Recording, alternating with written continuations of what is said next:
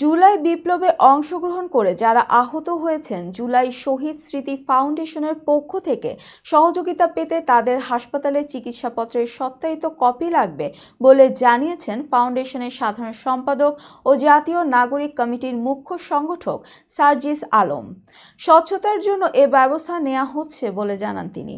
বুধবার ঢাকায় সংবাদ সম্মেলন করে এসব কথা জানান সার্জিস আলম। জুলাই শহীদ স্মৃতি ফাউন্ডেশনের সাধারণ সম্পাদক বলেন, বৈষম্য বিরোধী ছাত্র জনতার আন্দোলনে নিহত ও আহতদের সহযোগিতা দেয়া হচ্ছে।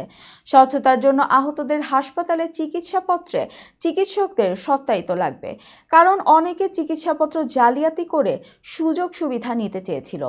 আন্দোলনে সম্পৃক্ত নয় এমন অনেকে সুযোগ সুবিধা নিতে এসেছেন বলে অভিযোগ রয়েছে। এ মাসে শহীদ পরিবারগুলোকে আবারও বড় অঙ্কের আর্থিক সহযোগিতা করা হবে জানিয়ে তিনি বলেন, জুলাই বিপ্লবের শহীদের সংখ্যা সরকারি মতে 826 জন, তার মধ্যে 628 জনের পরিবারকে সহযোগিতা দেয়া হয়েছে। বাকি আছে 198 জন শহীদ পরিবার।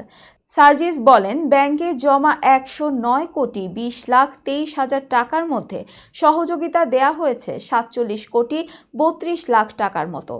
এখনও 61 কোটি টাকার মতো অ্যাকাউন্টে আছে।